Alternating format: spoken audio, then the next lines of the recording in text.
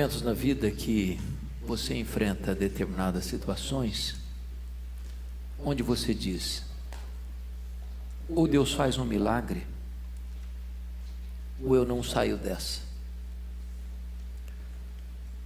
Há momentos em que os seus recursos acabam, que tudo que você conhece não traz esperança para você. Você chega no fim da linha, no fundo do poço. Nesta hora, e mesmo assim, você ainda pode ter esperança. O texto que nós vamos ler fala sobre isso. Abra sua Bíblia em Lucas, capítulo 5, versos 12 a 16. Lucas 5, 12 a 16.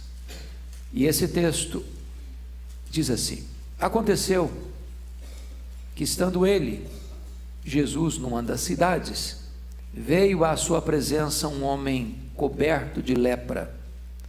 Ao ver a Jesus, prostrando-se com o rosto em terra, suplicou-lhe: Senhor, se quiseres, podes purificar-me. E ele, estendendo a mão, tocou-lhe, dizendo: quero, fica limpo. E no mesmo instante lhe desapareceu a lepra. Ordenou-lhe Jesus que a ninguém o dissesse, mas vai, disse, mostra-te ao sacerdote e oferece, pela tua purificação, o sacrifício que Moisés determinou para servir de testemunho ao povo. Porém, o que se dizia a seu respeito cada vez se divulgava mais, e grandes multidões afluíam para o ouvirem e serem curadas de suas enfermidades. Ele, porém, se retirava para lugares solitários e orava. Este milagre de Jesus Cristo está registrado nos 3 evangelhos sinóticos: Mateus, Marcos e Lucas. Apenas Mateus coloca este milagre dentro da geografia do tempo certo. Mateus nos informa que este milagre aconteceu imediatamente após Jesus descer do monte onde pregou o seu conhecido sermão, chamado Sermão do Monte. Depois de apresentar os grandes ensinamentos do reino, agora Jesus prova a sua autoridade realizando um grande milagre. Muito provavelmente deve ter sido em Cafarnaum ou outra cidade às margens do mar da Galileia, uma vez que este monte ficava exatamente defronte do mar da Galileia. E então você nota aqui que um homem que o doutor Lucas, e Lucas, que era médico, é o único que faz esse registro, um homem coberto de lepra. Isso mostra que a enfermidade estava no seu estado mais avançado. Se aproxima de Jesus, e diz Marcos que ele se prostra, diz Mateus que ele adora, e diz para Jesus: Senhor, se tu quiseres, tu podes purificar-me. Marcos nos informa que Jesus, cheio de compaixão, disse, tocou e disse: quero, fica limpo. E imediatamente o homem ficou limpo. Então Jesus dá uma ordem para ele não contar nada para ninguém, mas ir ao sacerdote, oferecer o sacrifício que a lei de Moisés exigia, e então retornar à sua casa e certamente à sua lida. À luz desse texto, eu quero então destacar aqui alguns pontos para a nossa reflexão. Primeiro, vamos olhar a situação do doente. Olha o versículo 12 comigo. Aconteceu que, estando ele numa das cidades, veio à sua presença um homem coberto de lepra. Irmãos, é curioso que Lucas, o médico, é que detalha esse ponto. Ele não era um homem leproso apenas, ele era um homem coberto de lepra. A lepra era uma doença progressiva. Havia, para vocês terem ideia, na época, 72 formas curáveis e incuráveis de lepra.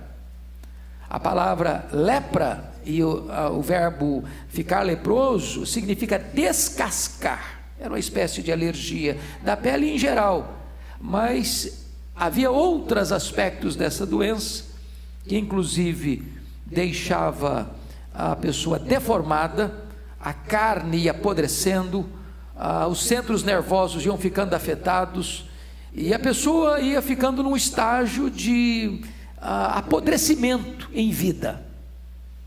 A pessoa virava uma carcaça humana. Certamente, quando uma pessoa era descoberta com lepra, e era o sacerdote que dava esse diagnóstico, imediatamente essa pessoa tinha que ser retirada do convívio da família, da sociedade, da sinagoga, e ser isolada num leprosário, às vezes numa caverna, e ali passar o resto dos seus dias nesse estágio progressivo da doença, apodrecendo até o final da sua vida. Este homem já estava no estágio avançado da doença, e por isso Lucas diz que ele estava coberto de lepra, talvez deformado, talvez com a carne apodrecendo, talvez envolto em trapos, e a sua carne misturando com os trapos, apodrecendo. Este homem mal cheiroso, este homem no estágio deplorável, e é esse homem nesse estado, já sem qualquer esperança, é que se aproxima de Jesus.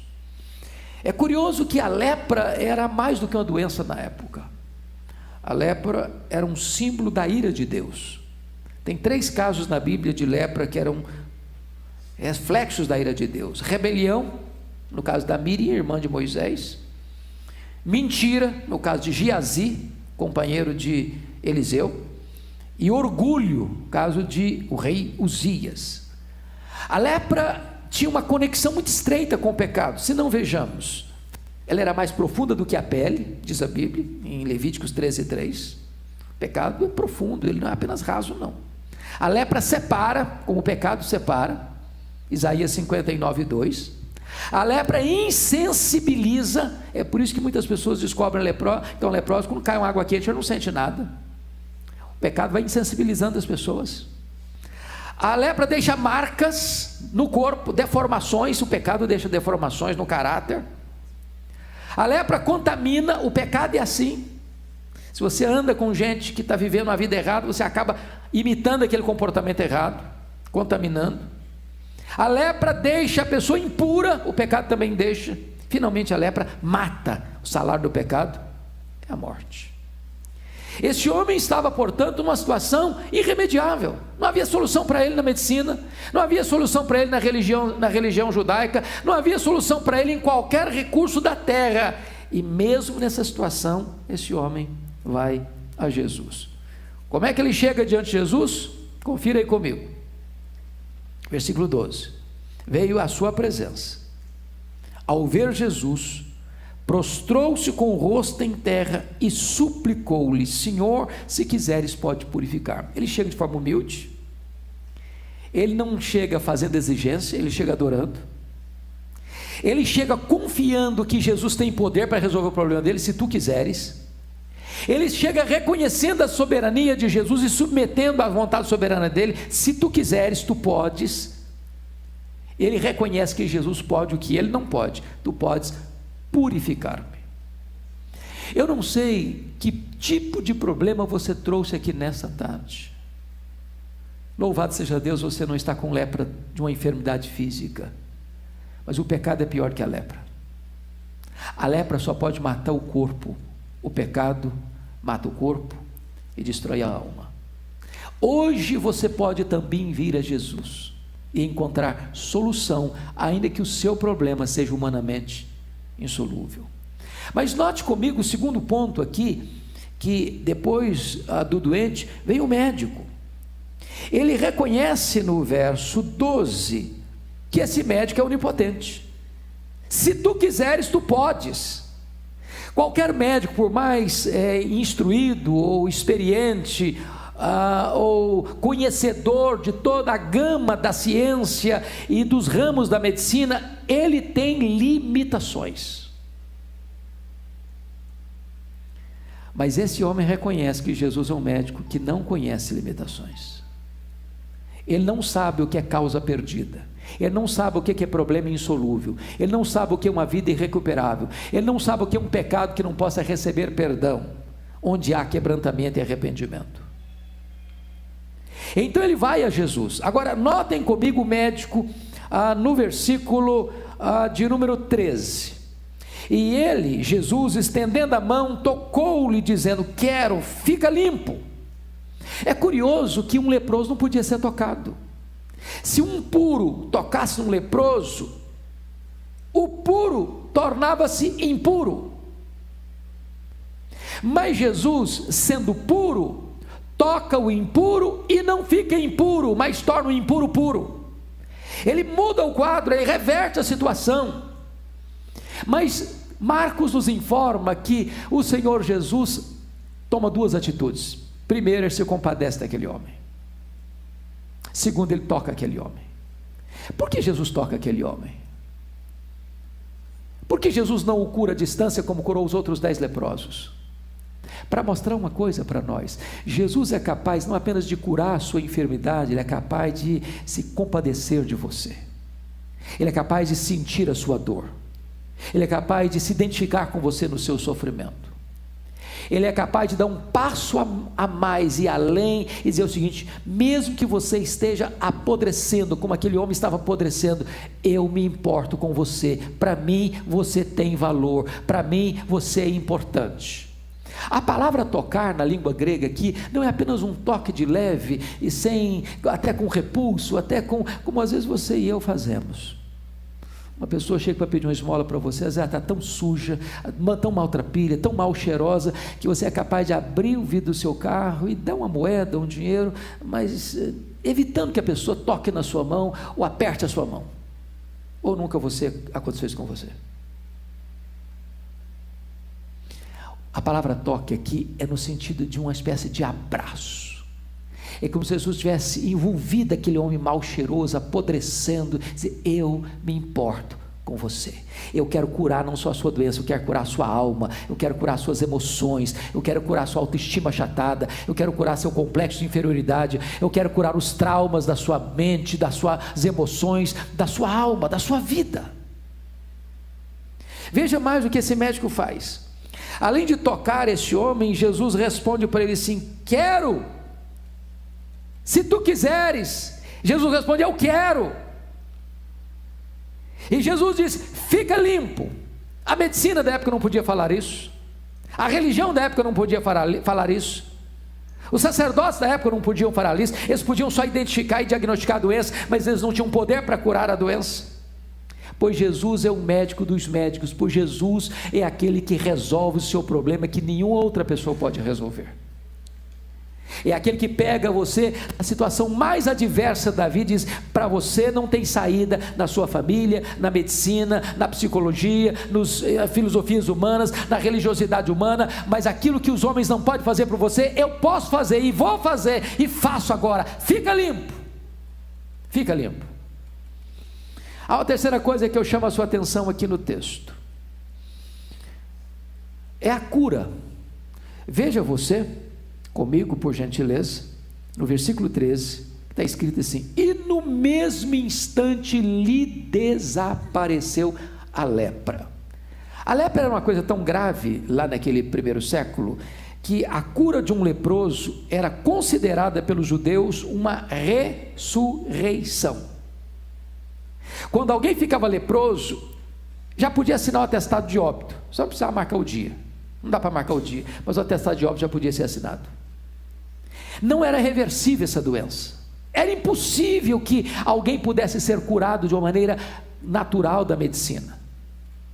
E o texto nos informa que não foi depois de uma semana, nem foi depois de um mês, não foi depois de um ano, não foi depois de um tratamento longo. Diz o texto que imediatamente o homem ficou curado. Lhe desapareceu a lepra. Mas isso implica outras coisas, irmãos. Isso implica que aquele homem, se já estava todo coberto de lepra, ele já estava deformado. Certamente as cartilagens não existiam mais.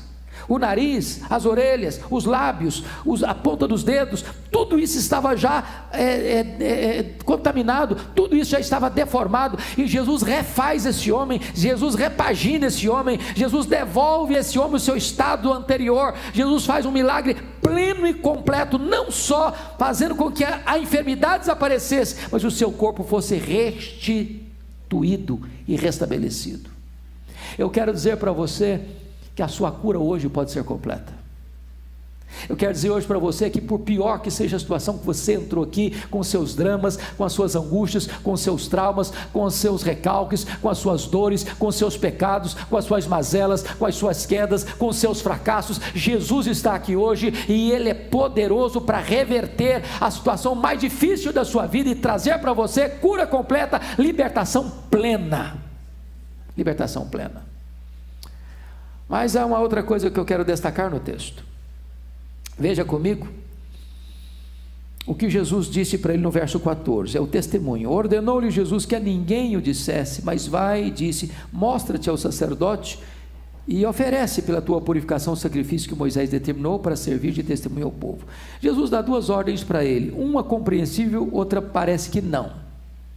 Imagine uma pessoa que está sentenciada à morte, é curada, é restabelecida, e agora quem o curou diz: não conta nada para ninguém não.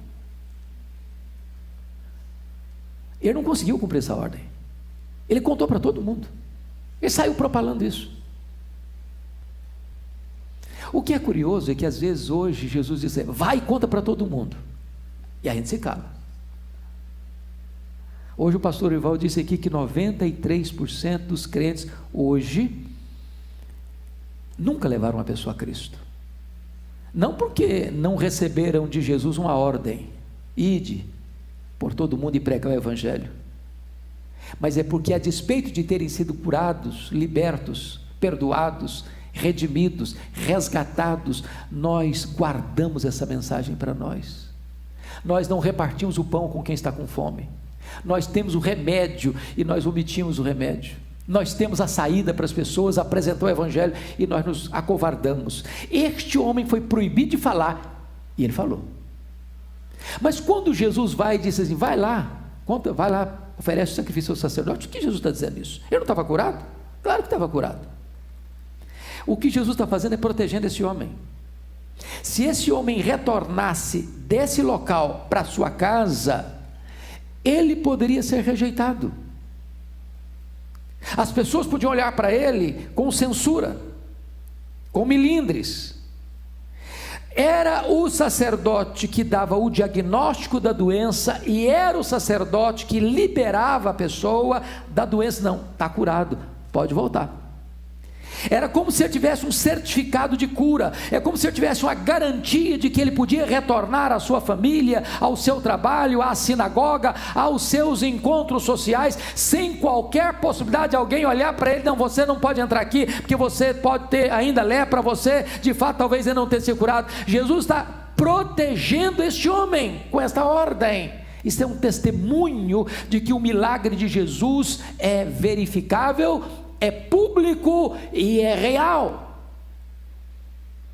O que Jesus pode fazer na sua vida, como fez na vida daquele homem, não é alguma coisa subjetiva apenas, é algo concreto, tangível, palpável, real, que as pessoas podem ver e podem testificar que o milagre de fato aconteceu na sua vida. Mas notem vocês um outro aspecto, um quinto aspecto nesse texto, que é o impacto que isso produziu. Versículo 15: porém o que se dizia a seu respeito cada vez se divulgava mais, e grandes multidões afluíam para o ouvirem e serem curadas de suas enfermidades. Em outras palavras, quando Jesus faz uma obra de transformação, de cura, de libertação, de restauração na sua vida, isso se torna notório para outras pessoas. E quando outras pessoas veem: eu conhecia você, olha como você mudou, o que aconteceu na sua vida? Você está tão diferente, o que aconteceu? E as pessoas começam a olhar para você, e vem essa mudança, E vem esse milagre, e vem essa libertação, e vem essa cura, e vem tudo aquilo que aconteceu de glorioso na sua vida. Elas querem também, elas querem experimentar isso também, e elas se interessam por isso também, e elas querem ouvir a mesma mensagem também, e elas querem receber o mesmo milagre também. E por isso diz que grandes multidões afluíam para ouvi-lo e para serem curadas. A grande pergunta hoje talvez seja essa: quem eu estou atraindo para ouvir Jesus e para receber de Jesus um milagre? Será que a minha vida atrai as pessoas para Jesus, ou a minha vida afasta as pessoas de Jesus? Quando as pessoas me conhecem, elas querem ouvir de Jesus, ou quando as pessoas me conhecem, elas ficam como que recebendo um obstáculo? Somos pedra de passagem ou somos pedra de tropeço? Mas eu quero concluir. O último ponto. É impressionante a atitude de Jesus, no verso 16, o retiro de Jesus. Em face de grandes multidões afluírem para o ouvir e para serem curadas de suas enfermidades, o verso 16 responde: ele, porém, se retirava para lugares solitários e orava. Por que Jesus fez isso? Parece incompreensível de novo para nós. Ele era um pregador e ele estava na Galileia, na sua itinerância, pregando e pregando e pregando. E agora vem grandes multidões a ele para ouvi-lo, para serem curadas. E em vez de ele ir na direção das multidões para pregar para elas e para curá-las, ele se retira, ele se afasta, ele vai para lugares solitários para orar. Meus irmãos, o que Jesus está nos ensinando aqui é que a nossa relação com Deus é mais importante do que a nossa relação com as pessoas. O que Jesus está nos ensinando aqui é que a oração precisa preceder a pregação. O que Jesus está dizendo aqui é que nós não podemos atender à demanda das multidões se nós não formos revestidos com o poder de Deus que vem por meio da oração. Tanto é fato que no verso seguinte, o verso 18, quando ele retira-se para orar em lugares solitários, diz o versículo 17, olha comigo: e o poder do Senhor estava com ele para curar. Às vezes falta-nos poder porque falta-nos oração. Às vezes falta-nos poder porque nós estamos muito atrelados a um ativismo, fazendo, e não paramos para recarregar as baterias. Muitas vezes nós estamos correndo demais e não estamos nos assentando aos pés do Senhor para buscar a paz dele, para buscar o poder dele, para realizar a obra dele.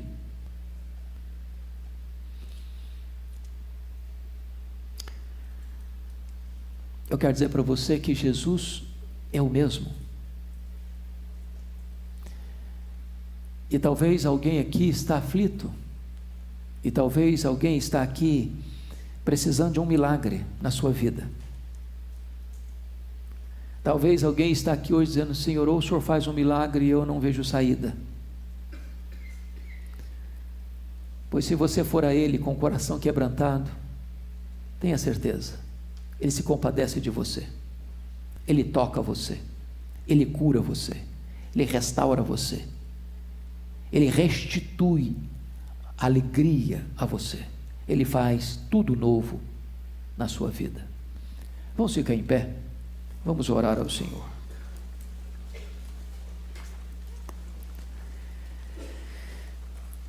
Deus, nós te agradecemos, porque este episódio ocorrido no ministério de Jesus é para nós um espelho daquilo que tu podes fazer ainda hoje. Talvez a nossa doença não é uma lepra, mas tu conheces as doenças do nosso corpo e da nossa alma. Tu conheces aquelas áreas da nossa vida que foram manchadas, que foram destruídas, que têm sinais de morte, e que existe um avanço galopante do mal em ação, e a não ser que tu interrompas este fluxo do mal que está nos destruindo, não há esperança. Mas nós estamos aqui, na dependência da tua graça, humilhados, prostrados aos pés do Salvador, dizendo a Ele: Senhor, se tu quiseres, tu podes purificar-me. Senhor, estenda a tua mão nesta tarde, traz cura, traz perdão, traz salvação, traz restauração, traz ânimo novo, Senhor. Levanta o caído, ergue o prostrado, tira da caverna da morte aquele que está indo a passos largos para uma perdição eterna, e traz esperança para os desesperançados, em nome de Jesus e para a glória de Jesus. Amém.